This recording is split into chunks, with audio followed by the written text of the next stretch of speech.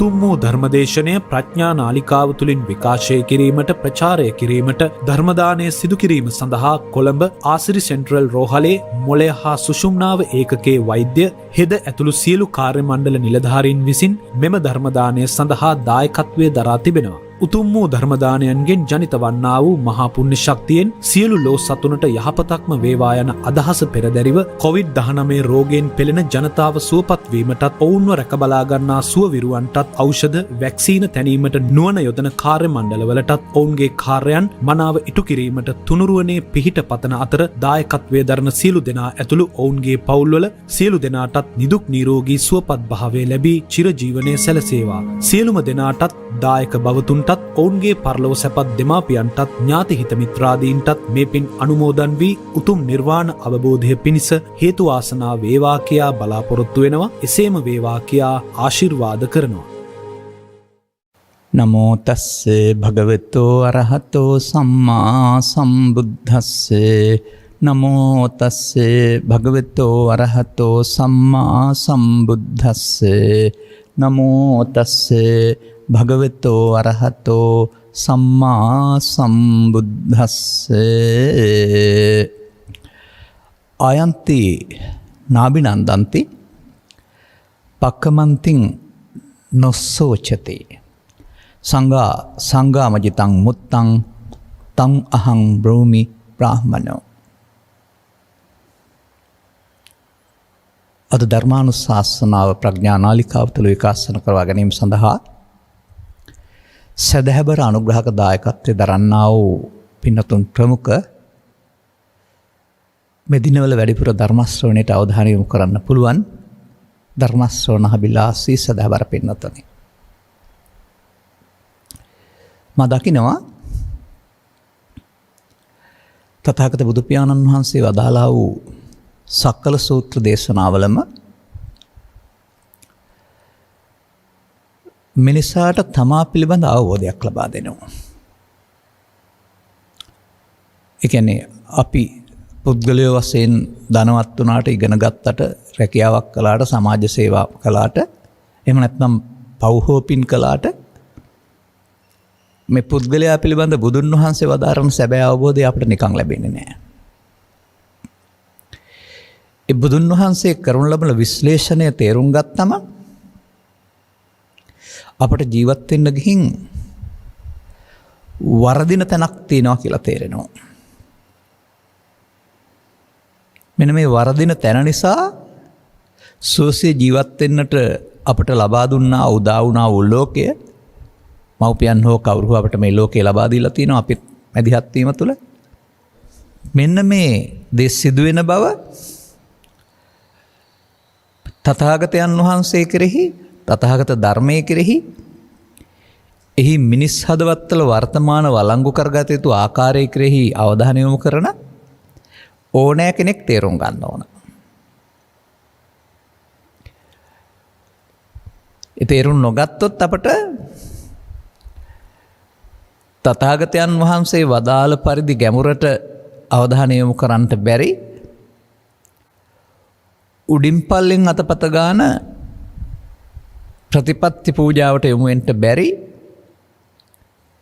සරල ආගමික ජීවිතයකින් ජීවිතය ගත කරන්න වෙනවා. එනිසා ඔය sannivedanaye කියන වචනය යටතේදී උන්වහන්සේ ඔය උතරම් කතා කරලා තියෙන්නේ මේ දේ පැහැදිලි කරලා දෙන්න. ඒ නිසාම තමයි ඒ කරුණු පැහැදිලි කිරීම කල්යාණ මිත්‍ර සේවනයේ වශයෙන්ොත් ඒ කරුණු වටහා ගැනීම ප්‍රාති මග සද්ධර්ම ශ්‍රවණයේ වශයෙන්ොත් සූත්‍ර දේශනා ගණනාවක පෙන්වලා තිබෙන්නේ. අවාසනාවකට අපි පාසල තුල දහම් පාසල තුල හෝ පිරිවෙන තුල හෝ විෂය මූලික අධ්‍යාපනයක් හදාරලා ඒ තුල මේ දැනුම පරිපූර්ණව ලැබෙනවයි කියලා හිතලා ඉන්නහට අපි මේ ගැන හොයන්නේ නැහැ. එතකොට අප පිළිබඳව තමා පිළිබඳව යථාබෝධය ලැබෙන්නේ නැහැ මේ අයට. ඒක අර අනිකුත් අධ්‍යාපනයන්ට සමගාමීව අනිකුත් විෂයන්ට සමගාමීව ලියන කියන පාඩම් කරන ලෞකික අධ්‍යාපනයක් බවට පත්වෙනරුණාම බුදු සමයෙන් පෙන්වනු ලබන අධ්‍යාත්මික ජීවිතය තුළ පවතින අධ්‍යාත්මික සොය පිළිබඳව අවශ්‍යතාවය හෝ ඊට මඟ පැටහෙන්නේ නෑ. මේක කලක් පස් තිස්සේ මේ සමාජය තුළ පවතිනා වූ දුර්වලකමක්. තථාගතයන් වහන්සේගේ චරිතය බලන්න 35 වෙනි විරිය සිට 80 දක්වා. පොතේ පතේ සඳහන් කරන කාලසටහන පරිදි නම් රාත්‍රී 12න් පසු නැත්නම් 4න් පසු 6 දක්වා වගේ කාලයක් විවේකයේ ගනිමින් සෙසු සියලු කාලෙම පාවිච්චි කරලා තියෙන්නේ මොකටද? දැනුවත් කරන්න. එතකොට ඒ sannivedanයේ වැදගත්කම බලන්න. ඒ නිසා ඔබටත් මේ අපිත් බණ දන්නවා, අපිත් බුද්ධ ආගම දන්නවා, අපිත් බුද්ධ ආගමේ කියලා එහෙම බේරෙන්න බෑ. මේ පැහැදිලි කරන මේකට මම කියන්නේ ද්විත්ත ධම්ම පරියාය කියලා. ඒක සූත්‍රයක එහෙම තියෙනවා, නැත්නම් හැම එකේම මේක තියෙනවා. හැම ගාතාවකම මේක තියෙනවා. ඒ පළවෙනි කොටස තථාගතයන් වහන්සේ නොඅදාලාට ඔබ ළඟ සිදුවෙන දේ.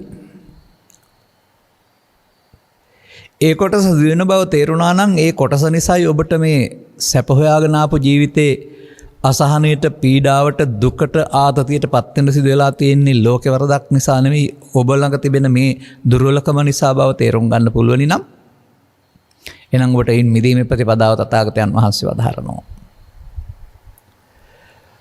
අප බොහෝ ධර්මදේශනාවන් කරනු ලබනවා මේ මාධ්‍ය ඇතුළු විවිධ මාධ්‍ය ඔස්සේ. සමන් දෙන හිතවතුන් පින්නතුන් උත්සාහ කරන්න මේ හැම දෙයක් තුළම මම කියන්න හදන්නේ එක තැනකට එක්තැන්වීමක් කියලා. ඒක මගේ දක්ෂකමක් නෙවෙයි. ඒක තමයි තථාගතයන් වහන්සේ මුළු දේශන පුරාම කරලා තියෙන්නේ. ඒ නිසා මේ හැම දෙයක්ම දැනගත යුතුයි කියලා අනුගාමිකෙක් වශයෙන් ඔබ කල්පනා කරන්න එපා.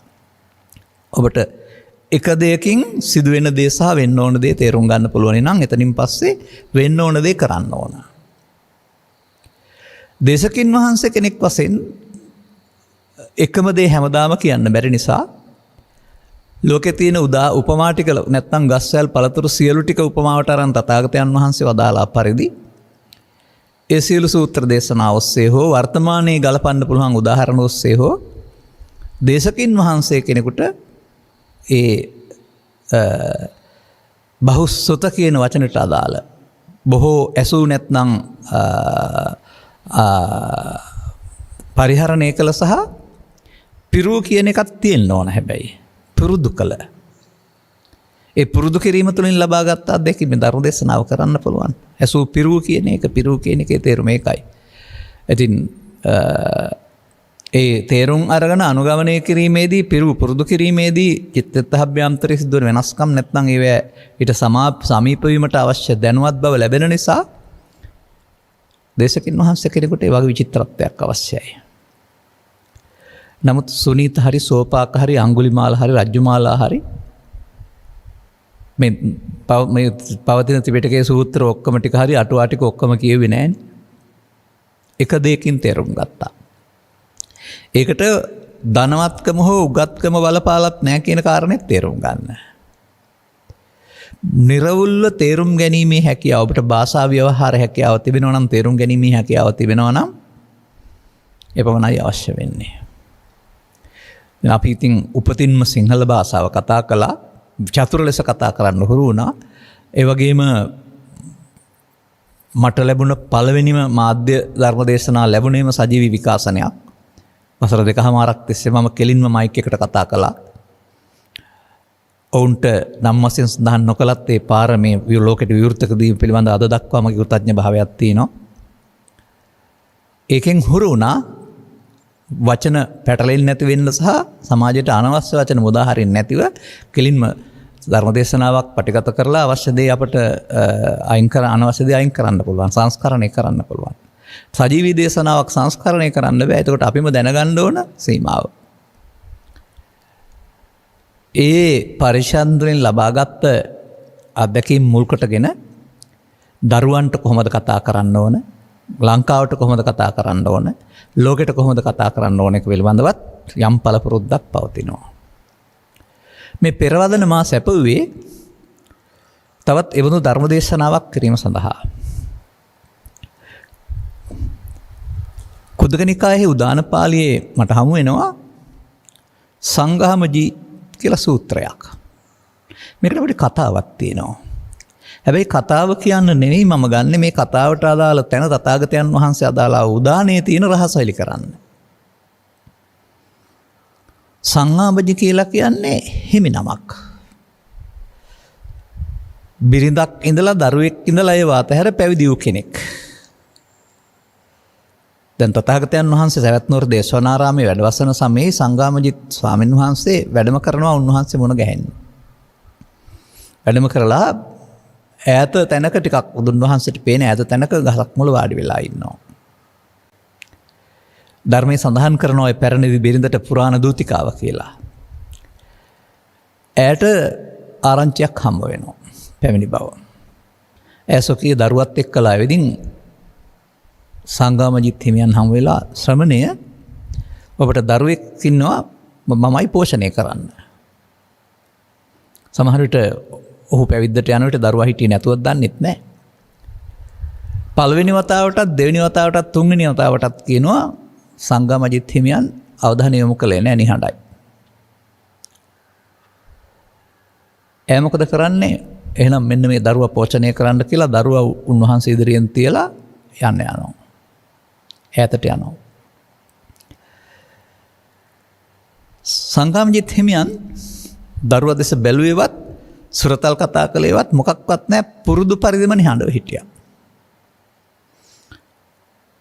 පුරාණ දූතිකාව ඈත ඉඳලා බලනවා වැඩක් වෙන පාටක් නැහැ. මේ ශ්‍රමණයාට දරුවන්ගෙන් වැඩක් නැහැ කියලා ඇවිදින් දරුවත් තරම් යන්න යනවා. මේ තමයි මේ මම පැහැදිලි කළ ගාථාව වදාරන්න මුල් වුණා වූ නිදාන කතාව. ඕක නම් නෙමෙයි බණ කියන්නේ. මෙන්න මේක තථාගතයන් වහන්සේ දකිනවා මේ හැසිරීම. ඒ හැසිරීම ඊට පස්සේ දැන් සාමාන්‍යයෙන් ගීතවලත් පෞද්ගලික අත්දැකීම පොදු අත්දැකීමක් බවට පත් කරලා තැන් තියෙනවානේ. නවකතාවලත් එහෙම තිබෙනවා. අන්න ඒ වගේ මේ සිදුවීම පෞද්ගලික සිද්ධියක් වශයෙන් නෙමෙයි උන්වහන්සේ ඊට පස්සේ දේශනා කරලා තිබෙන්නේ. එදා හිටපු අය අනුගමනය කළ ප්‍රතිපදාවක් වශයෙන්, උන්වහන්සේ අනුගමනය කළ ප්‍රතිපදාවක් වශයෙන් සහ සතාගත ධර්මයේ ගැඹුර සහ අනුගමනය ප්‍රතිපදාව හොයන්නා වූ අය ඕන කෙනෙකුට අනුගමනය කරන්න ඕන ප්‍රතිපදාවක් වශයෙන් තමයි මේක දේශනා කරලා තිබෙන්නේ. මොකක්ද ඒකේ පෙන්වන්නේ? ආයන්ති නාබිනන්දන්ති. එන්නියන් දැකලා අභිනන්දනයට හෙවත් සතුටටපත් උනේත් නැහැ. පක්කමන්ති නසෝචති. පසු කර යන විට නැත්නම් ආපසු යන විට ශෝක උනේත් නැහැ. එනකොට සතුටින් පිළිගත්තෙත් නැහැ. යනකොට ශෝකයටපත් උනේත් නැහැ. මේ පද දෙක තමයි ධර්මයේ හදන් අඩංගු පද දෙක, මතක තියාගන්න. ඒ තුලින් සිදුවෙන දේ සංඝාම ජිතං මුත්නං. සංඝාම ජිතං කියන වචනය තේරුම් අරන් ඉන්න වෙනවා. ඔය උන්වහන්සේට සංඝාම ජි කියලා කිව්වට සංඝාම ජිත් කියන පදේ බුදු සමය සඳහන් කරලා තිබෙනවා මේ මාර්ගය යන ඕන කෙනෙකුට. යෝ සහස්සං සහස්සේන සංඝාමේ මානුසේ ජිනේ. යම්කිසි පුද්ගලයෙක් යුද්ධයකදී සංග්‍රාමය කියන්නේ ඒකට මිනිසුන් දසදහසක් පරාජය කරලා ජයග්‍රහණය ලබයි. ඒක උතුම් නෑ. ඒකංච ජය අත්තානං සවේ සංඝාම යුත්තමෝ. සවේ හෝ සචේ හෝ ඔය පාලි භාෂාවේදී මේ පුංචි අකුරු වෙනස්කම් තුල ඒ වගේ දෙකක් වැදලා තියෙන තැන් මට හමු වෙනවා. බුද්ධේහි බුද්ධේබි කියලා කියන්න ඇත්තේ හියන්න බියන්න ඉර හොයාගන්න බැරි නිසා වෙන්න ඇති. ඒ අර්ථය තේරුම් ගන්න. එතකොට තමන් ජය ගන්නවා නම් ඉතින් ඔහුට තමයි උත්තම සංඝාම ජිත් කියලා කියන්නේ. එනම් මේ උන්වහන්සේට මේ නම ඇවිදින් තියෙන්නේ මේ සංග්‍රහමෙන් ජය ගත්ත නිසා. මේ සංග්‍රහමය අර තමා ජය ගැනීමේ සංග්‍රහමය.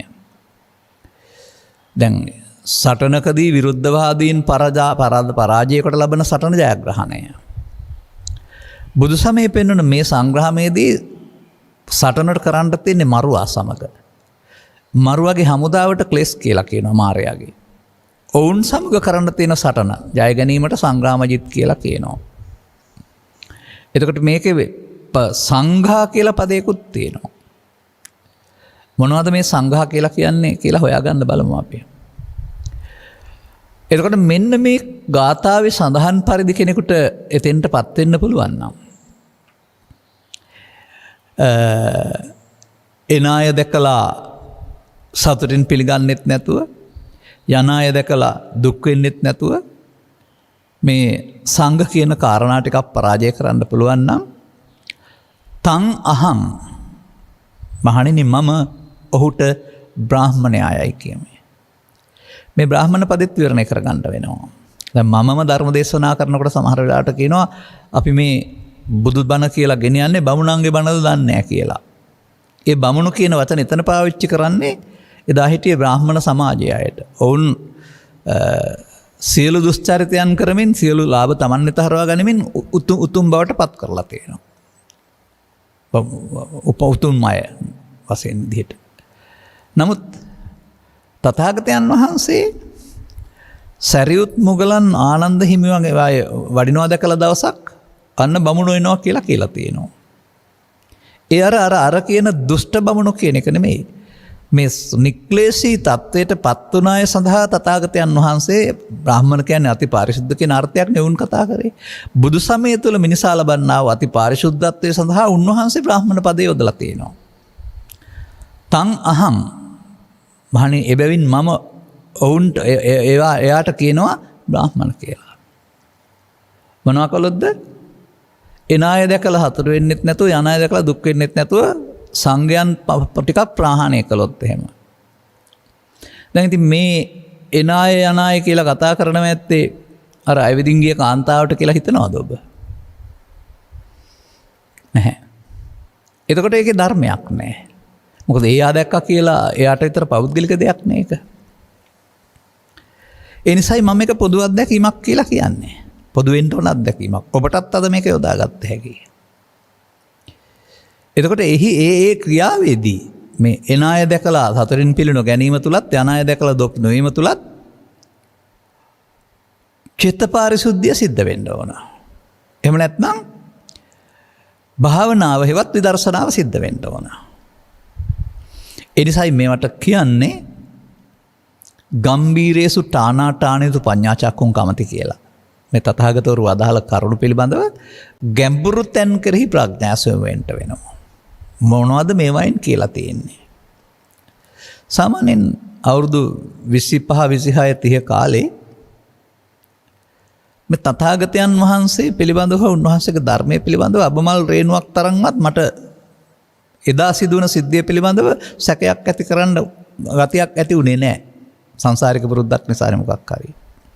ඒ නිසා තථාගතයන් වහන්සේ මොනවද අපට කියලා තියෙන්නේ කියන එක හොයන්න එදා ඉඳලා අවධානය යොමු වෙනවා. බෞද්ධ ග්‍රන්ථ පමණක් නෙමෙයි වෙනත් ආගම් වල ග්‍රන්ථ ඒ වගේම ලෝකෙ පවතින පොත්පත් මේ සියල්ල පරිහරණය කිරීමේ වෙනත් චින්තකයින්ගේ පොත්පත් පරිහරණය කිරීමේ බලාපොරොත්තු වුණේ බුදු සමාත හැරලා ඒවා වෙළඳ ගන්න නෙවෙයි. උන්වහන්සේ අපට වදාළ දේ කුමක්දයි පැහැදිලි කර ගැනීම සඳහා රුකුලක් ලබා ගන්න. සැබවින්ම දාර්ශනිකයන් චින්තකයන් කීප දෙනෙකුගේ පොත්පත් තුළ මට මේ රුකුල ලැබුණා. මම ඒක කියලාත් තියෙනවා ඊට ඉස්සර. තවත් දවසක අවශ්‍ය නම් කියන්නම් මේ අය කියපු මේ කාරණා මගේ දැක්ම ගැඹුරු කළයි කියලා. එහෙනම් අපි මේ ගාථාව යොදා ගන්න වෙනවා අර බද්දවග්ගිය කුමාරවරුන්ට කියපු කතාවට. සංඝාමජිත් හිමියන්ගේ පුරාණ දූතිකාව ගැන කතා කර කර ඉන්නවද? බද්දවග්ගිය කුමාරුන්ට අදාළ පරිදි තමන් ගැන හොයනවද? තමන් ගැන හොයන තැනක් බවට පත් වෙනවද? හොයාගන්න ගන්නවද? දැන් එතකොට ඔබට පේනවද මේ එනවා යනවා කියලා දෙපැත්තක් තියෙනවා. සාමාන්‍යයෙන් ජීවිතේ දවස් ගත්තහමත් ඊයේ ගිහින් අද තියෙනවා හෙට එනවා. එහෙම කියන්න පුළුවන්. ඒ වගේ අපට මේ කරුණ පිළිබඳව කිසියම් ආකාරයක අපි තුලින් දකින්න ඕන කාරණයක් තියෙනවා. දැන් අපිට පෙනෙන්නේ නැති ඉස්සර ජීවිතයක් පිළිබඳ විශ්වාසයක් තියෙනවා. කර්ම ඉවර කරේ නැතුව පරලෝක ගියොත් අනාගත ජීවිතයක් තියෙනවා. ඒ දෙකම අපට දකින්න බෑ. අපේ මේ ජීවිතය ගෙවෙන්නේ එකවරද? මව්කුසින් බිහිවුන් පසු අවුරුදු 100ක් ජීවත් වෙනවා 80ක් ජීවත් වෙනවා එකවරද ගෙවෙන්නේ නැහැ. ජීවිතේ එකයි අවුරුද්දෙන් අවුරුද්ද ගෙවෙනවා. ජීවිතේ එකයි මාසෙන් මාස ගෙවෙනවා. දවසින් දවස ගෙවෙනවා. පැයෙන් පැය ගෙවෙනවා.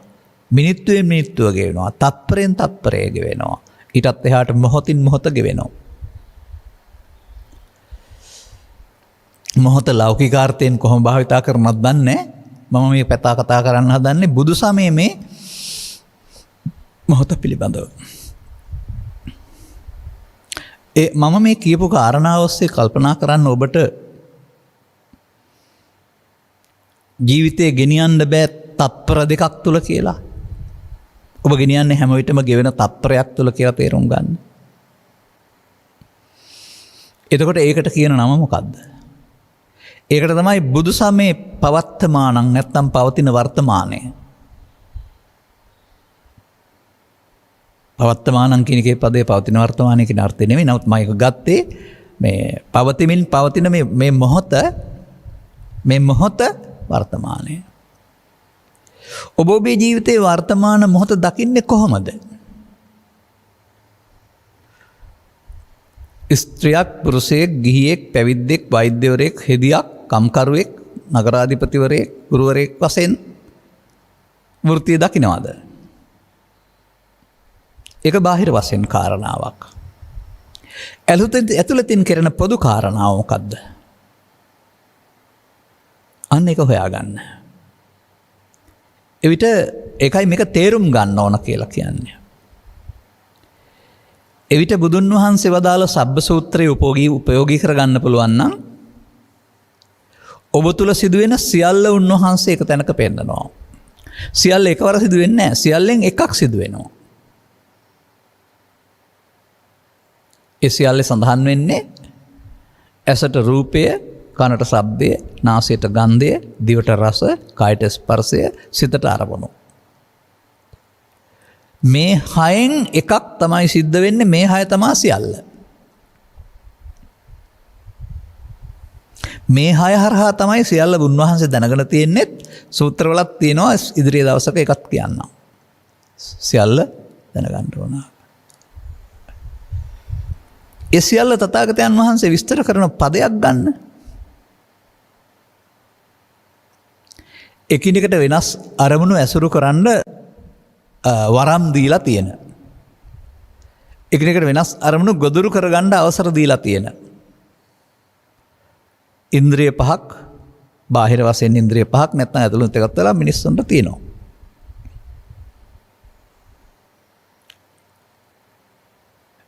මොනවද? ඇස, කන, නාසය, දිව, කය බාහිර උදව්වෙන් අරමුණු ගන්න. බාහිර උදව් නැතුව ගන්න පුළුවන් එක මනෝ නැත්තම් සිත. ඇයි අර වෙකිටකට වෙනස් කියලා කියන්නේ?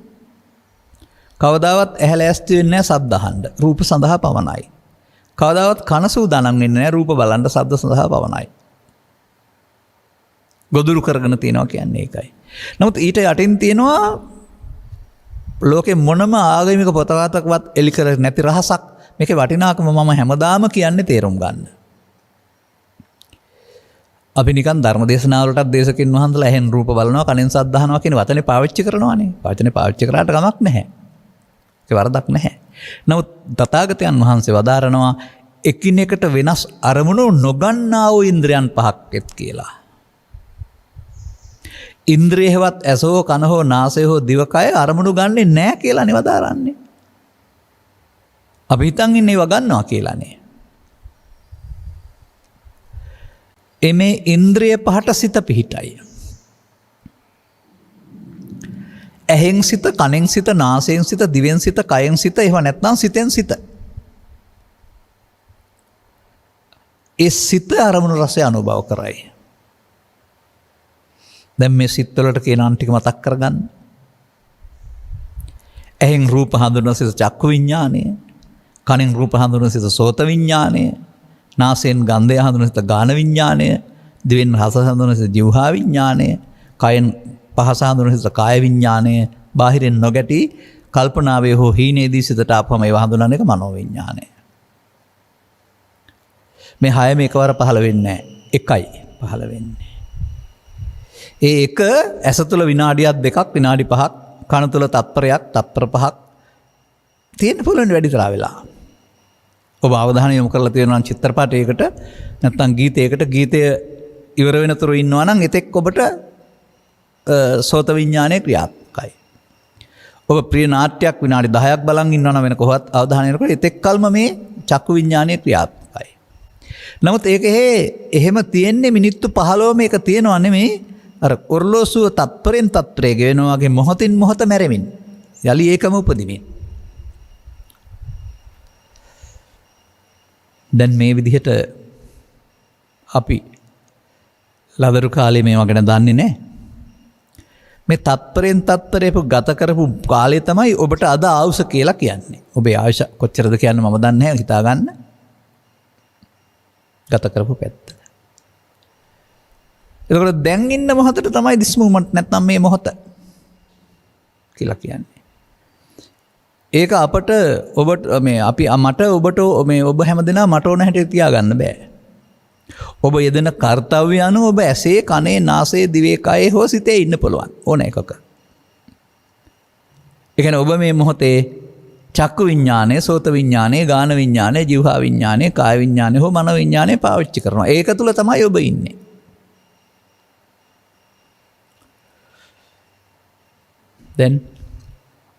දැන් මෙතන ඉන්නකොට අතීතය තියනවාද? මෙතන ඉන්නකොට අනාගතය ඇවිදින් තියනවාද? නැහැ. නමුත් අපි හිතනවා ගත වුණ අතීතයක් තියෙනවා. මේ අපි නිදාගත්තහම උදේ ඉර පෑවුවා වගේම හෙටත් මේ ඉස්සරහට ලෝකෙත් තියෙනවා එනවා කියලා. නමුත් ඒ අදාළ උදා වෙනකොට ඒක අතීතය හෝ අනාගතය නෙමෙයි වර්තමානය. තව කොතරම්කත් ලෝකෙ ඉස්සරහට ගියත් ඒක ගත වෙන්නේ වර්තමාන මොහොත ඔස්සේ කියන එක තරම් තේරුම් ගන්න තරම් ඔබට කල්පනා ශක්තියක් නුවණක් තියෙනවා නම් මේ මොහොත දිගු කරන්න බෑ. ඒ වගේම මේක හට ගන්නා වූ චක්කු විඥානය හෝ සෝත විඥානය හෝ නවත්තන්න බෑ. එයාට ස්වභාව ධර්මයේ විසින්ම බාර දීලා තියෙනවා වැඩක්. ආගම් ભેදයකින් තොරව, ಜಾති ભેදයකින් තොරව සියලු මිනිස් වර්ගයාට අපි සත්තු ගැන කතා නොකරීම කෝන් ගොඩ ගන්න බෑනේ අපිට. ස්වභාව ධර්මයේ විසින් බාර දීලා තියෙනවා අවශ්‍ය දේ හඳුනාගන්න කාර්යය කරලා ඔබ යන්න. කාටද මේ පෙන්වන්නේ? සිතට. ඇවිදින් අවශ්‍ය කටයුත්ත කරලා ඉක්මනින් යන්න. ඒ පිළිබඳව බුද්ධ වචනය අපි ඉදිරිපත් කරනවා එක ධම්මපාලිය ඔස්සේ වතාවල් ගණනාවක. නාහං භික්කවේ අඤ්ඤං ඒක ධම්මම්පි සමනුපස්සාමි යං ඒවං ලහු පරිවත්තං යත ඉදං චිත්තං උපමාපි නසක්කෝමි. මාන්නේ මගේ සර්වඥතා ඥාණයෙන්වත් මම දකින්නේ නැහැ හටගත් ගමන් වේගයෙන් නැසෙන දෙයක් සිත තරම් ලහු වේගයෙන් පරිවත්තං වෙනස් වෙනවා. ඒකට උපමාවක් ලෝකේ තියෙන දේවල් වලින් පෙන්වන්න බෑ. සිත තියෙනවා නෙමෙයි. එනවා යනවා උපදිනවා නැතෙනවා. ගමනක් යන්න ගත්තොත් ඔබ ගමන කිලෝමීටර් 4 නම් මේ කිලෝමීටර් 4 පුරාම ඉන්නේ නැහැ. දැන් මාරු කරන අඩිය තුලනේ ඉන්නේ. ගත වුණු පැත්ත ගත වෙලා අනිත් පැත්ත ඇවිදින්නේ නැහැ. නමුත් අඩියෙන් අඩිය යන්නේ. මේ වගේ අපිට මේ ලැබිලා තිබෙන්නේ ජීවිතය ගත කරන්නට වර්තමාන මොහොත විතරයි කියලා තේරුම් ගන්න පුළුවන් ඔබට. හරියන්න හෝ වරදින්න, ඇතිවෙන්න හෝ නැතිවෙන්න, පමාවෙන්න හෝ නොපමාවෙන්න. මේ මොහොතේදී අපි කරන්නේ මොකද්ද? අන්න මේ මොහොතේදී කරන වැඩේ තමයි බුදුරජාණන් වහන්සේ පැහැදිලි කරලා තිබෙන්නේ. බුදුවරු කරුණු හෙළි නොකරන්නා වූ සමාජයේ අය මේ මොහොත දුකටපත් වීමට හේතු රැස් කරමින් ඉන්නවා.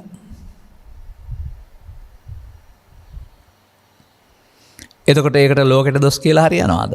ඒකට මව්පියන්ට දොස් කියලා හරියනවාද? ඒකට බුදුන් වහන්සේට දොස් කියලා හරියනවාද? ඒ ලබාගත් පුහුදුන් බව තුළ අපි කරන කර්තව්‍යම අපේ ජීවිතයේ ඛේදවාචකයේ සදනු ලබනවා. ඒක එහෙම වෙන බව තේරුම් ගැනීම නේද ආර්ය සත්‍යයේ දුකත් හේතුවත් තේරුම් ගැනීම කියලා කියන්නේ. අපි ඒ වචනේ පාවිච්චි නොකර ගමු. මොකද්ද කරන්නේ? කලේ මොකද්ද? ලදරු කාලේ පහුණෙන් පස්සේ අද දක්වා කලේ මොකද්ද? මේ හමු වෙන දේවල් එක පැත්තකට අගේ 4කට බෙදා ගනිමින් හොඳ 4ක් සහ නරක 4ට බෙදලා බාර ගන්න සහ ප්‍රතික්ෂේප කරන්න පුරුදු වුණා. ලෝකේ පවතන සිද්ධි දහමක් තියෙනවා, ඒක අපි බෙදනවා. සිද්ධි දහමේ හැමදාම සිද්ධ වෙනවා. අපි මේක 4ක් හොඳයි කියලා අල්ලා ගන්නවා. ලාභය, ප්‍රශංසාව, යසස, සැප. අලාභය, නින්දාව, ආයස, දුක එපා කියනවා. එපා කිව්වත් එනවා, කැමති නවත්ත ගත්තත් නවත්ත ගන්න බෑ. ඒක දුක සැප දෙක නිති පෙරළේ රිය සක ලෙස ලෝක කුහරේ. පෙරලෙනවා. නමුත් අපි නවත්ත ගන්න හදනවා. තව ඊට පස්සේ මේ හඳුනා ගැනීම තුළ අපට මේ හමු වෙන ඇස තුළ, කන තුළ, නාසය තුළ, දිව තුළ මොකද කරන්නේ? ඒවා කෙරෙහි අපි අපිට අදාළ පෞද්ගලික තත්ත්වයක් තුළ අභිනන්දනය, නාභිනන්දනය, සතුටින් බාර ගැනීම හෝ ප්‍රතික්ෂේප කිරීම, දුකින් බාර ගැනීම.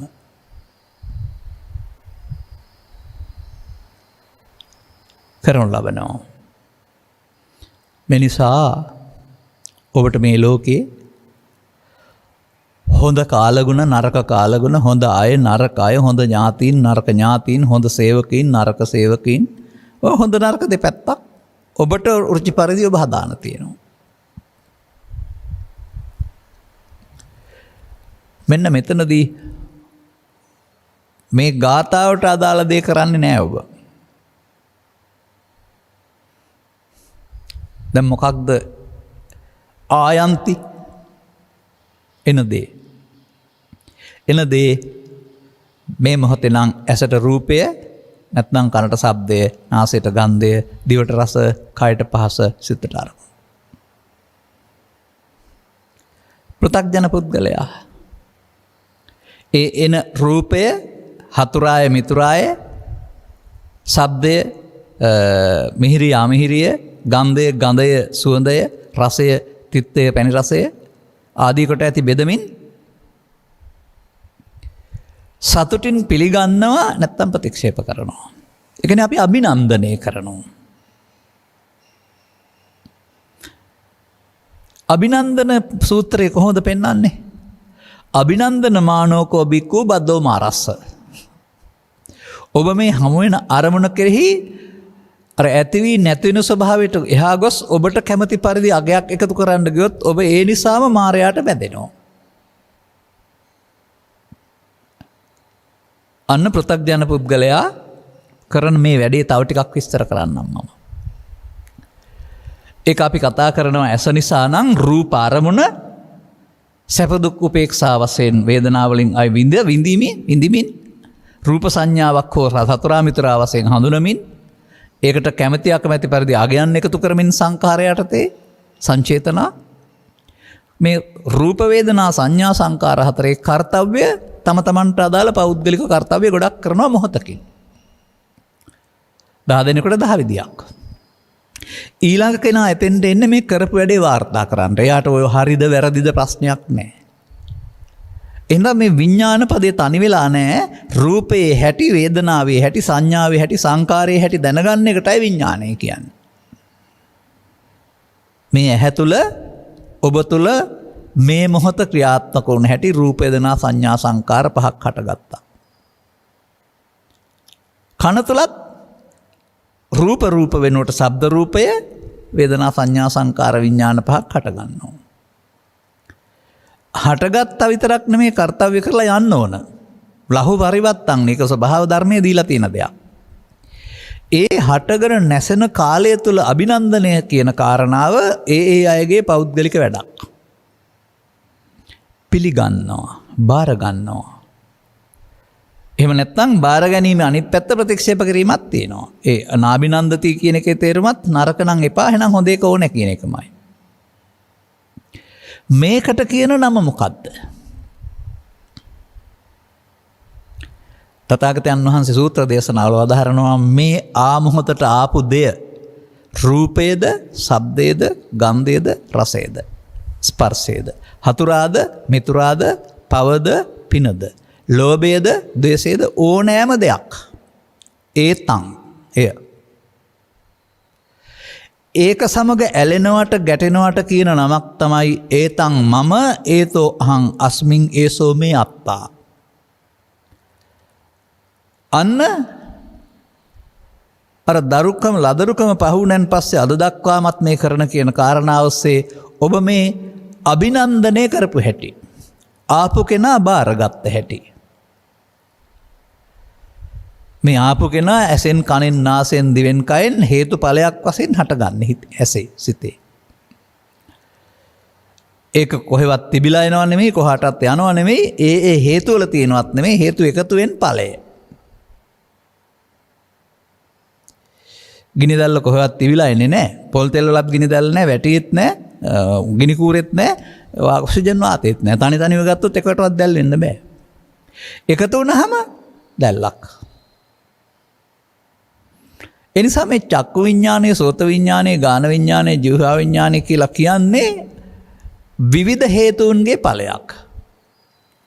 ඔය බාහිර හේතු නැති කරන්න දඟලන්න ඕන නැහැ. බුදුරජාණන් වහන්සේ බාහිර හේතු නවත්තන්න කිව්වේ නැහැ.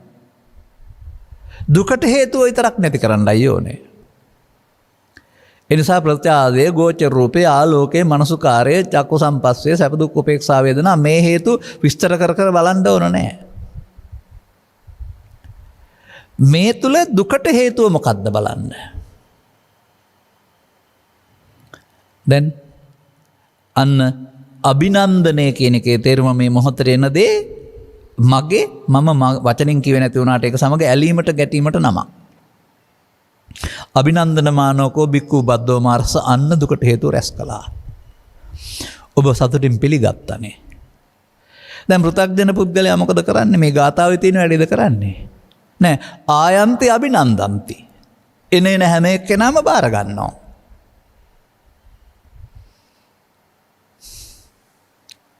තේරෙනවද තථාගතවරුන්ගේ ඉගැන්වීම් වල දහම් රසවල තරම?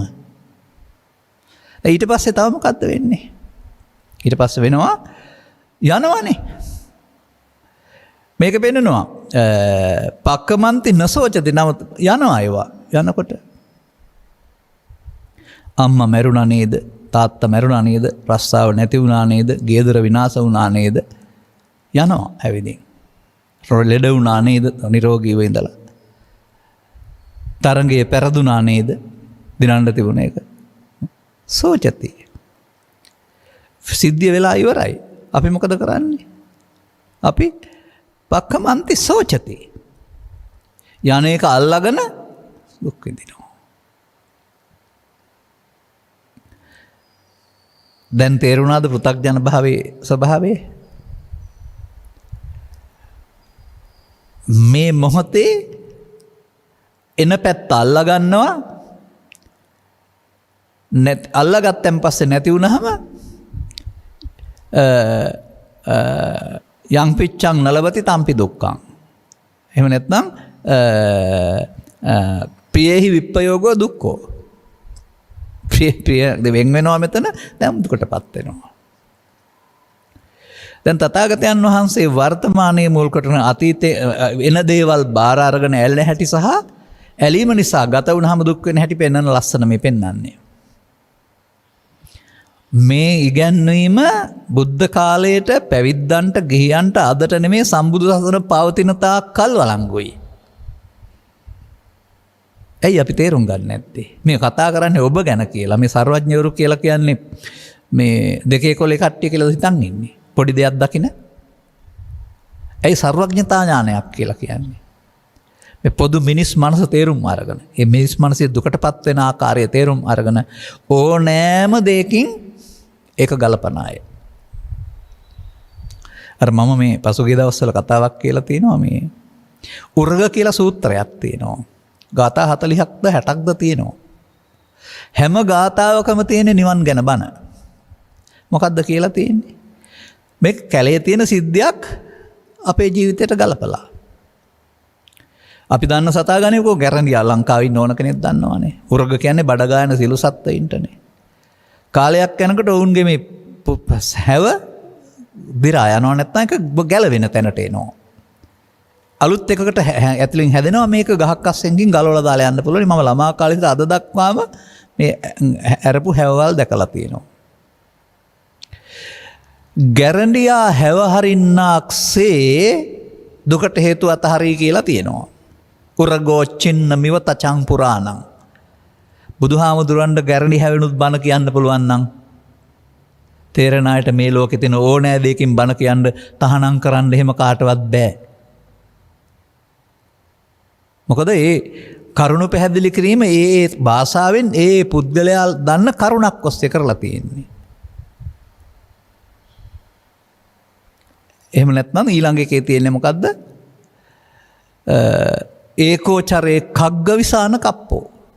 කඟ වේනගේ එඩිතර හුදකලා ගමන කරන්න ඕන දේ විදිහට.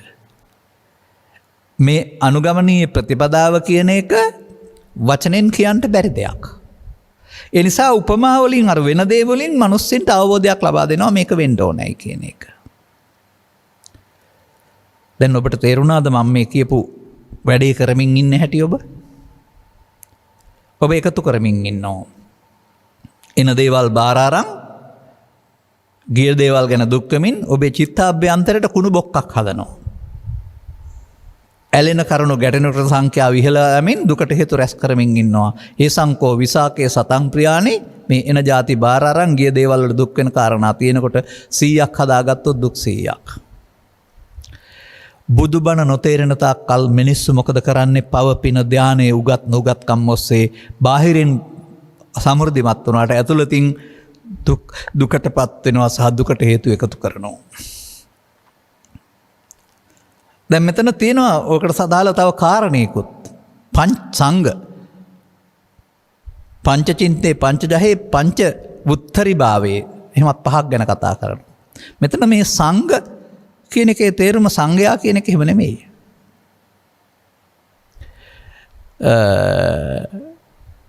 ඇලෙන දුකටපත් කරන කරුණු වල විස්තර විභාග පරුණු පහක්. රාග, දේශ, මෝහ, මද, මාන. එහෙම ගන්න පුළුවන් අපට. ඒ බුදුන් වහන්සේ වදාළ මම හැදෙන්නේ කෙස්ලොම් නිදත් වලින් නෙවෙයි. රාගය, දේශය, මෝහය, මදය, මානය බාර ගැනීමෙන් අර එනකොට බාර ගන්නවයි කිව්වේ. ආයන්ති අභිනන්දති. මෙන්න මේ වැරැද්ද මේක වරැද්දක්. මේ වැරද තමයි ඔබට සැප හොයන ජීවිතේ ඛේදවාචකයක් උරුම කරලා දෙන්නේ. දුකටපත් කරන්නේ. මේකට තමයි බුදුහාමුදුරුවෝ තනි වචනයක් පෙන්වලා තිබෙන්නේ ත්‍රිපිටකයේ පුරාම පමාදෝ මච්චනෝ පදං. ආරම්භයේ පටන් ජීවිත අවසානයේ දක්වාම ලෝකෙත් එක්කලා ඇලිලා දැන් අතහැර ගන්න බැරුව කය අතහැරෙනකොට ලෝකේ බාහිර අතහැරෙනකොට අතහැර ගන්න බැරුව අල්ලාගත් ඒවා ඔස්සේ පවෙන් පරලෝ යාම පිනෙන් පරලෝ යාම ධානයෙන් පරලෝ යාම කෝකත් අල්ලාගත් ඒවා ඔස්සේ තමන් අල්ලාගත් එක. සෞපාදානස්සකෝහං වච්ච උත්පත්තිම් පඤ්ඤාපේ. මේ පවද උපාදාන උත්පත්ති හම්බ වෙයි. පිනද උපාදාන උත්පත්ති හම්බ වෙයි. ධානද උපාදාන ලෞකික උත්පත්ති හම්බ වෙයි. ඒකෙන් කිසි විටකත් මේ සමාජයට කරන්න ඕන යහපත් ක්‍රියාකාරකම් හොඳ දේවල් කරන්න එපා එහෙම කියලා කියන්නේ නැහැ. මොකද ඕක කියනකොටම අහනවා එහෙනම් පින් කරන්න එපාද කියලා. අපිට ලැබෙන දේවල් වලින් අපි කරන දේවල් දන්නවා නම් සමාජයේ මේ සමාජයේ යහපත සඳහා වෙන කරන්න දෙයක් නැහැ මතක තියාගන්න. සුරාවට සූදුවට දුරාචාරයට හොරකමට වංචාවට යොදන්න කියන්නේ නැහැ උපේන දේවල්. තමන්ට විවාහකයෙක් නම් බිරිඳට දරුවන්ට බිරිඳ නම් දරුවට සැමියාට සහෝදරීන්ට ඥාතීන්ට ගම්වාසීන්ට අසල්වාසීන්ට දුකටපත් අයට නැත්නම් ආගමට ප්‍රයෝජනය සඳහා යොදන්න. ඒකක්වත් සුරාව හෝ සුරාතා චූදුව හෝ දුරාචාරය හෝ හොරකම හෝ වංචාව නෙවෙයිනේ. එනිසා මිනිස්සෙකුට ලැබෙන ආදායම් වලින් කරන්න දේවල් පැත්තත් තෝරගන්න ආත්ම තෘප්තිය සඳහා. වැරදි පැත්තට යොදන්න එපා. එච්චරයි කරන්න ඕන. නමුත් මේ ආයන්ති මොකක්ද ඒකට අභිනන්දන්ති පක්කමන්ති සෝචති කියන මේ වැරද්ද කරනවානේ ඔබ. එන එක බාරගන්නවා ගියන් පස්සේ දුක් වෙනවා. මේ මොහොතම මේක නොකරන්න මොකක්ද අපිට කරන්න පුළුවන් දේ? අන්න සංඝාමජි කරපු දේ ඒක තමයි හිමියෝ. මේ එන දේවල් වල පවතින්නේ අපි කතා කළා වූ රාග, දේශ, මෝහ, මද, මාන වලින් එකක්. අභිනන්දන මානොත් බාරගත්තොත් හේතු ඉතුරු වෙනවා සසරට බැඳෙනවා. එතනම පෙන්නනවා අභිනන්දන මානෝ මොකෝ බද්දෝ මාරස නාභිනන්දන මානෝ දුක්ඛෝ පාපිමතෝ. අන්න අර පෙන්නන්නේ අභිනන්දනය සතුටින් බාර නොගැනීම. එහෙම නැත්නම් මේකේ න සෝචති සෝක නොකිරීම. දැන් මේ වර්තමානයේ කියලා කියන්නේ නිකන් හරියට අර තොගවෙලඳ මධ්‍යස්ථානය වගේ එකක්. ගොවියන් එක්රැස් කරලා තොගවෙලඳ මධ්‍යස්ථානයට බාර දෙනවා. තොගවෙලඳම ඊට පස්සේ ඉල්ලරායට බෙදා හරිනවා. මැද තැනනේ මේ පෙන්නන්නේ. ඒක මැද තැනක් තියෙන්න වෙනවා. හැම දෙයකම එහෙම තියෙනවා. ඉතින් සමාජේ නම් අතරමැදියන් ගසා කරනවා කියලා කතා කරනවා අයිතුලාභ ලබනවායි කියලා. ඒක ඉතින් අර සමාජ මෙහෙවරක් කියන අර්ථයෙන් වැඩක් කරන්න දන්නේ නැති මනසේ වැරද්දනේ. තමන් කරන ඕනෑම වැඩක් අදාළ සාධාරණ ලාභය ලබාගෙන මෙහෙවරක් කරන්න පුළුවන් නම් ආත්ම තෘප්තියක් තියෙනවා. පර්ස් එක විතරක් හරියන්නේ නැහැ ආත්ම තෘප්තියක් හම්බ වෙනවා. නමුත් බොරු කරලා පර්ස් එක පුරවා ගන්න ගියොත් ආත්ම තෘප්තිය නැතුව යනවා. ඒකයි බුදු සමයෙන් පෙන්වන්නේ කරන වැඩක් මෙහෙවරක් සඳහා කරන්න පුළුවන් නම් ආදායමට අමතරව තෘප්තිය එතන තියෙනවා ආත්ම තෘප්තිය. ඒ වගේ මේ මම ගත්ත උදාහරණය ගොවියන් එක පැත්තක පාරිභෝගිකයන් තව පැත්ත අතමැද සම්බන්ධීකරණය. මේ වර්තමාන මොහොත අපේ ජීවිතයේ සම්බන්ධීකරණ මධ්‍යස්ථානය. මෙතන යොදාගන්නේ සසරට බැඳෙන්නද මිදෙන්නද? අන්න ඒක මේ පෙන්වන්නේ. කරමින් හිටපු දේ බුදුන් වහන්සේ වදාරනවා ඔක්කොම කරන දේ ආයන්ති අභිනන්දන්ති පක්කමන්ති සෝචති.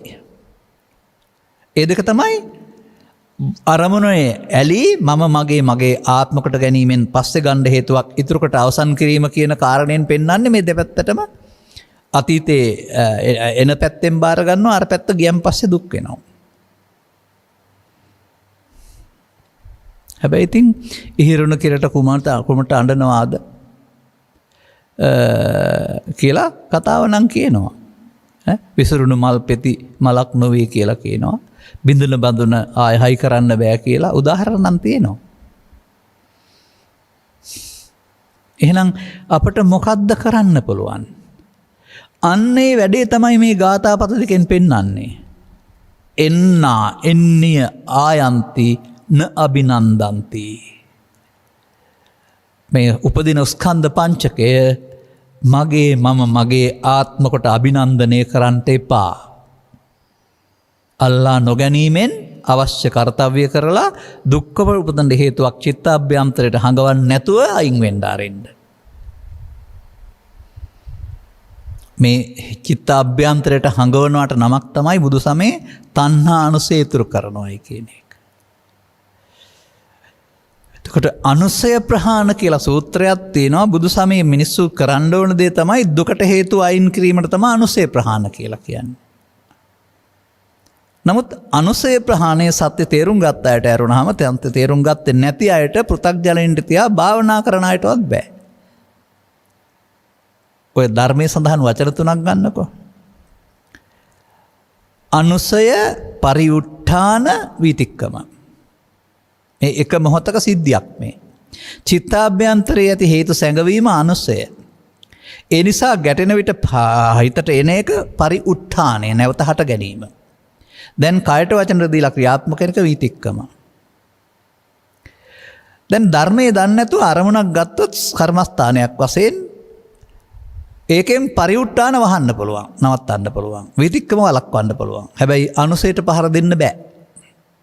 බුදු සමයෙන් පෙර ආතුව තිබිච්ච භාවනාවල කාටවත් අනුසයට පහර දීමේ ක්‍රමය හම්බුනේ නැහැ. ඒ නිසා අනුසය ඉතුරු කරලා පරිඋත්ථාන විතික්කම නවත්තනවා. නමුත් අනුසය කියන්නේ ගහක මුල වගේ කොටසක්. ඒවංපි තණ්හානුසය 97 තණ්හා අනුසය ඇතිතාකල් නිබ්බන්තති දුක්ඛං ඉදම් පුනත් පුනත් දුක හට ගන්නවා. ගහ උඩින් කැපුවට මුල් තියෙනකොට පැලවෙනවා වගේ කියලා ලස්සන ගාතාවක තියෙනවා.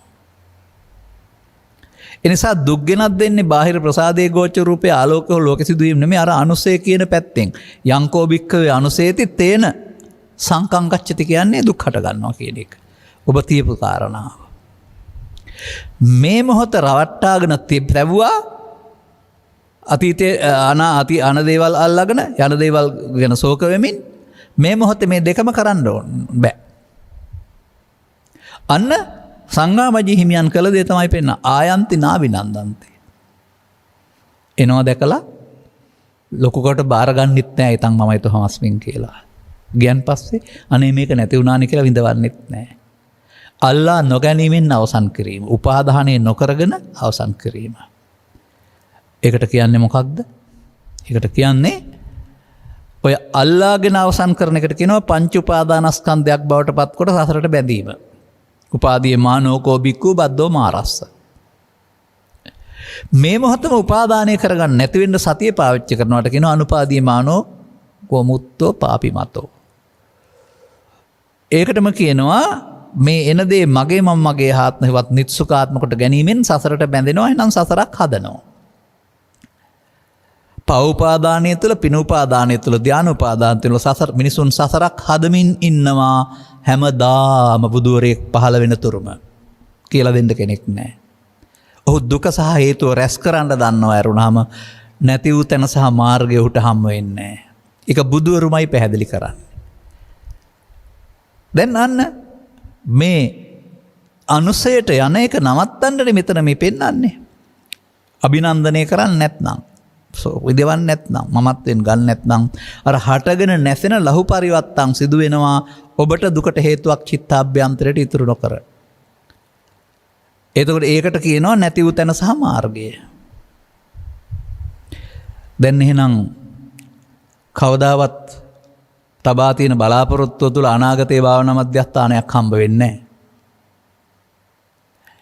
අර ගොවියන්ගේ නිෂ්පාදන එකතු කිරීම බෙදා හැරීම සඳහා මධ්‍යස්ථානයක් තියෙනවා වගේ ඔබට අතීතයේ ඒ දේවල් අයින් කරන්නත් අනාගතේ රැවටෙන්නේ නැතුව ඉන්නත් වර්තමාන මධ්‍යස්ථානයේ තියෙනවා මැද තැන. ඒ ඇසෙන් කනෙන් නාසයෙන් දිවෙන් හෝ කයෙන් නැත්නම් නිින්ද නැති විට උපදින මනෝද්වාරයෙන් උපදින මේ ස්කන්ධ පංචකය සීල සූත්‍රයෙන් බලන්න. ඉමේ පංච උපාදානස්කන්ධේ අනිච්චතෝ දුක්ඛතෝ අනත්තතෝ යෝනිසෝ මනසිකරොන්තෝ සෝතාපට්ටි සකදාගාමි අනාගාමි අරහන්ත බලං සච්චිකරයාති. මේ පංච උපාදානස්කන්ධය මේ කියන්නේ දැන් උපදින එක. හරිද? දැන් සංගාමජී හිමියන්ට ක්‍රියාකලාපය දැකලා බුදුන් වහන්සේ ලෝකෙට බණ කියලා තියෙන හැටි තේරුණාද? දැන් ඔබට මේ කියන්නේ ඔබ මේක තේරෙන විට ප්‍රසාදයන්ට ගැටෙති තියපු පැත්තක් එන්න පුළුවනි. පුරාණ කර්ම උපන්න කුසල්. ඒ වගේම වර්තමාන මොහොතේ රැවටි තියන්න පුළුවන් නූපන් අකුසල් නොඉපදීම. මේ දෙකම කරන්න බෑ. ඒ දෙකම කරන්නේ අල්ලා ගැනීමෙන් තැවුල මඤ්ඤමානෝකෝ බික්කෝ බද්දෝමා රස. ඒ මොහොත එහෙම ගන්න නැත්නම් එහෙනම් මේ ගාථාවට අදාළ දේ ඔබ කරනවා ආයන්ති නාබිනන්දති. එන දේ අල්ලා ගන්නෙත් නෑ. ගිය දේ ගැන විඳවන්නෙත් නෑ. දැන් එතකොට රාග දේශ මොහ මාන තමයි ෂය වී යන්නේ. දැන් සංග්‍රහම ජිත් වෙන්න පුළුවන් ඔබටත් අවසානයේදී. මෙන්න මෙහෙම සුන්දර දහම් පෙළවල් තමයි ත්‍රිපිටකේ පුරා දකින්න පුළුවන් කමක් තිබෙන්නේ. එහෙනම් තේරුම් ගත්තම අනුගමනය කරන්න ඕන. අනුගමනය කරපුවම මේ සනසුමට හිමිකම් කියන්න පුළුවන් වෙනවා. නමුත් බුද්ධ ආඥාවක් නැත්නම් බුදුන් වහන්සේගේ නියමයක් තියෙනවා. ඕක තනියෙන් විඳින්න එපා.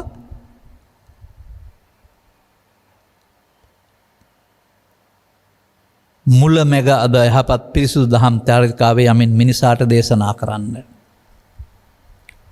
ධම්මං දේශේත. තේරුම් ගත්ත දේ කියන්න කියලා තියෙනවානේ. එතකොට තවත් අය මේක අර ප්‍රතිස්යාව බෝ වෙනවා වගේ මේක නරක දෙයක් නෙවෙයි හොඳ පැත්ත තේරුම් ගැනීම තුළ මිනිසා අධ්‍යාත්මික විප්ලවයකට නැඹුරු වෙනවා. අධ්‍යාත්මික විප්ලවය තුළ සමාජයෙන් ඉවත් වී යන්නේ සුරාව සූදුව දුරාචාරය හොරකම වංචාව මැරකම තක්කඩිකම ආදී දුක්ගෙන දෙන වැඩ ටික ඔවුන්ට ඒවා කරන්න බැරුව යනවා. එතකොට තමයි මම දකින්නේ අර මනුස්ස කියන පදයට අයිති ගති ලක්ෂණ ටික ඉස්මතු වෙනවා. දැන් මේ මනුස්ස රූපයෙන් ඉඳගෙන අමනුස්සකම් ටිකකින් නේ වහගෙන තියෙන්නේ බොහෝ දෙනා. මනුස්ස රූපේ නමුත් කරන්නේ අමනුස්සකම්. හැමතැනම අසාධාරණකම්. හැමතැනම වංචා, හැමතැනම ආත්මාර්ථය, බොරුව කපටිකම. කාටද වේ?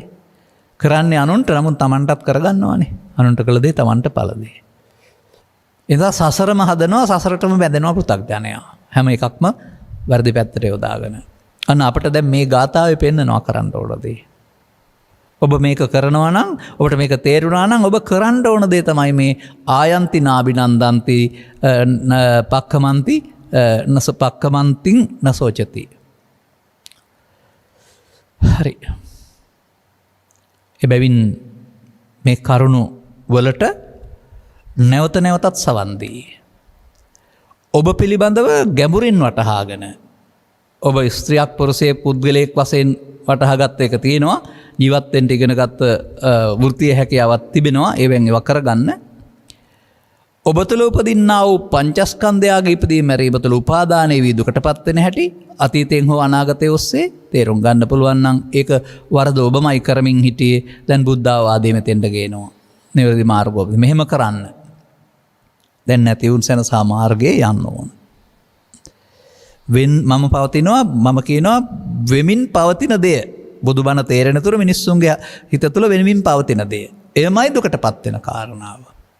තේරුම් ගත්ත පුද්ගලයාට වෙන්න ඕන දෙය.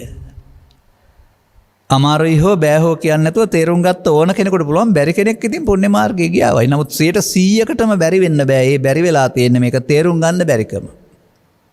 සංගාමජී සූත්‍රය ගත්තොත් එහෙනම් මේක කතන්දරයක් විදිහට කියයි. මේ ගාථාවෙන් පෙන්වන දේ මේ බුදුන් වහන්සේගේ උදානයක් නෙමෙයි. උන්වහන්සේ උදාන අනනවා කියන්නේ වෙන දෙන්නේ. සිතේ සිදු කරගත්ත දේ පිළිබඳව.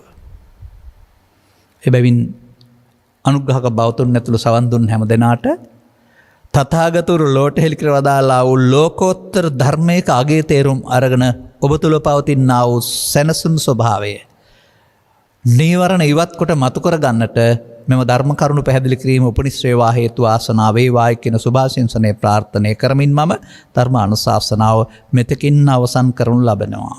ධර්මානුශාසනාව කිරීම සඳහා කොළඹ ආසිරි සෙන්ට්‍රල් රෝහලේ මොළය හා සුසුම්නාව ඒකකයේ වෛද්‍ය හෙද ඇතුළු සියලු කාර්ය මණ්ඩල නිලධාරීන් සදහැබර දායකත්වයක් අනුග්‍රහක දායකත්වයක් දරා තිබෙනවා. ඔවුන්ට තමන්ට හමු වෙන රෝගීන්ගේ දුක පිළිබඳ වැටහීම තුළ මෙබඳු ප්‍රාර්ථනාවක් කරලා තිබෙනවා. සියලු ලෝ සතුන්ට යහපතක්ම වේවා යන අදහස පෙරදැරිව COVID-19 රෝගයෙන් පෙළෙන්නා වූ ජනතාව සුවපත් වීමටත් ඔවුන් රැකබලා ගන්නා සුවවිරුවන්ටත් ඖෂධ වැක්සීන පැනීමට නුවණ යොදන කාර්ය මණ්ඩලවලටත් ඔවුන්ගේ කාර්යයන් මනාව ඉටු කිරීමට තුනුරුවනේ පිහිට පතන අතර දායකත්වයේ දරන සියලු දෙනා ඇතුළු ඔවුන්ගේ පවුල්වල සියලු දෙනාටත් නිදුක් නිරෝගී සුවපත් භාවය ලැබී චිරජීවනයේ සැලසේවා කියලා ප්‍රාර්ථනා කරනවා. සියලුම දෙනාටත් දායක බවතුන්ටත් ඔවුන්ගේ පරලෝසෙපත් දෙමාපියන්ටත් ඥාතිහිත මිත්‍රාදීන්ටත් මේ පින් අනුමෝදන් වී උතුම් නිර්වාණ අවබෝධය වේවායි කියලා ප්‍රාර්ථනා කරනවා. මම අවධාරණය කරනවා විශේෂයෙන්ම මේ කියන අර්බුදයෙන් මිදීම සඳහා සෞඛ්‍ය දෙපාර්තමේන්තුව වෛද්‍ය නිලධාරීන් විසින් අපට එවනු ලබන නිර්ණායකයන් දේවවාක්‍ය විදිහට පිළි අරගෙන එහෙමනේ කියන්නේ සාමාන්‍යයෙන් පිළි අරගන්නවා නම් මේ අර්බුදයෙන් ගොඩ එන්න ඊටාම පහසු එතනයි පවතින්නේ. ඒවට හොර කරන්න ගියොත් අපිම අමාරුව වැටෙනවා. ඒක තේරුම් ගන්න. එබැවින් මේ පවතින තත්ත්වයන් තේරුම් අරගෙන මේ ධර්මදේශනාවකට සමාජිකත්වයේ නැත්තම් දායකත්වයේ දරා අදාළ හැම දිනාටම සිත සාන්තිය ප්‍රාර්ථනා කිරීම තුළින් ඒ අදාළ හැම දිනාටමත් සිත සාන්තියක් යහපතක් වේවා. අදාළ අනුගමනීය ප්‍රතිපදාවක් තුළ කිසිවෙකුගේ ජීවිතයකටත් අනතුරක් නොවේවා යන්න අපේ ප්‍රාර්ථනයයි. අනුග්‍රහක බවතුන් ඇතුළු හැම දිනාටමත් ධර්ම අවබෝධය තුළ තවදුරටත් මේ තත්ත්වයන් දරාගන්ට අවශ්‍ය නැනස පහළ වීම තුළින් නිවෙන සැනසෙන ජීවිතයක අගේ වටහා ගන්නටත් හේතු ආසනාව වේවායි කියලා සාදු කියලා ප්‍රාර්ථනා කරගන්න. සබ්බීතියෝ විවජ්ජන්තු සබ්බ රෝගෝ විනස්සතු මාතේ බවත් අන්තරායෝ සුඛී දීඝායුකෝ භව හැම දිනාටම තෙරුවන් සරණයි. මෝහක්ඛයෝ නිබ්බානං